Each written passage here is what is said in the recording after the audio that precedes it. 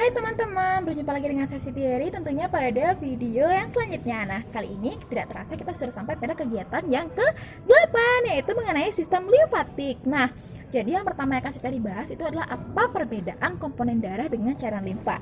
Jadi, komponen darah itu tersusun dari plasma darah dan sel darah, sedangkan cairan limfa itu terdiri atas limfa dan getah jaringan. Lalu, apa sih fungsi cairan limfa? Jadi, fungsi cairan limfa itu yaitu mematikan kuman penyakit yang masuk ke dalam tubuh seperti itu.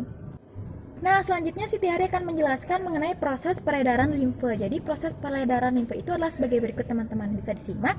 Yang pertama, air dalam larutan kristaloid selalu merembes dari kapiler darah ke dalam cairan interstisial. Untuk mengimbanginya, maka selalu ada cairan yang masuk kembali ke dalam darah secara osmosa dari getah jaringan atau cairan interstisial. Sebagian kecil getah jaringan tersebut masuk ke dalam kapiler limfa dengan suatu cara yang belum dimengerti dengan baik. Nah, dari kapiler limfa ini akan mengalir ke pembuluh limfa yang lebih besar dan akhirnya tiba pada pembuluh limfa yang besar. Terdapat dua pembuluh limfa besar teman-teman, yaitu ductus lymphaticus dan ductus thoracicus. Nah, cairan limfa dari seluruh tubuh kecuali dari kuardan kanan, atas kepala bagian kanan, leher kanan, tangan kanan, dan dada kanan mengalir ke dalam ductus thoracicus dan akhirnya bermuara pada vena subclavian kiri.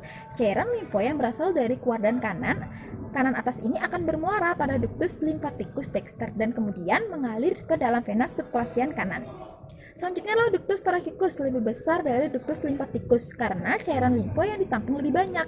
Diameter ductus ini kira-kira sebesar tangkai bulu angsa dengan panjang 15-18 inci. Wow, cukup besar ya.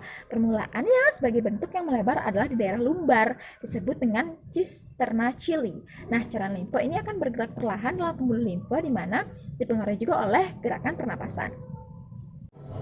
Apa ini maksud dengan kelenjar limfa? Jadi kelenjar limfa itu adalah bagian dari sistem limfatik yang juga terdiri atas limfa, timus, sumsum tulang, amandel, dan adenoid. Nah, di dalam kelenjar getah bening ini terdapat sel darah putih yang berfungsi melawan zat asing berbahaya seperti virus dan bakteri.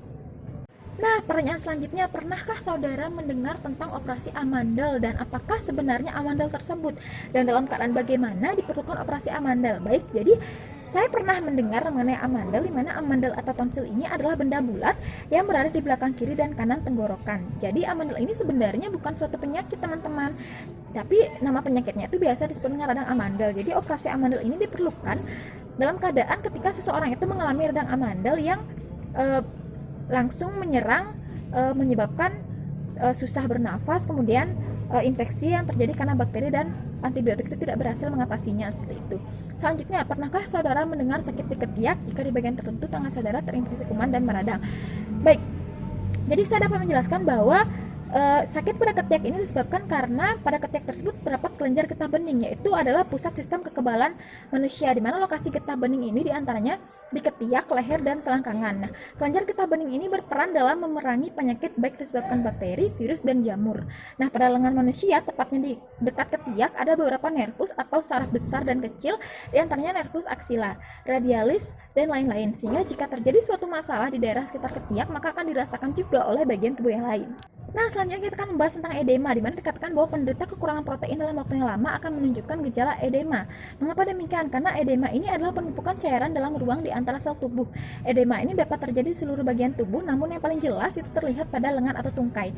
Edema ini terjadi saat cairan di pembuluh darah keluar ke jaringan sekelilingnya. Cairan kemudian menumpuk sehingga membuat jaringan tubuh menjadi bengkak. Nah, lalu apa kaitannya dengan kekurangan protein? Jadi ketika kita kekurangan protein atau albumin, itu yang fungsinya itu menjaga cairan tetap berada dalam pembuluh darah, maka kekurangan protein ini akan dapat menyebabkan cairan di dalam pembuluh darah itu keluar dan menumpuk sehingga menimbulkan edema, contohnya penyakit sindrom nefrotik. Baik teman-teman, sekian pemaparan video dari saya. Terima kasih sudah menyaksikan, semoga bermanfaat dan sampai jumpa pada video selanjutnya.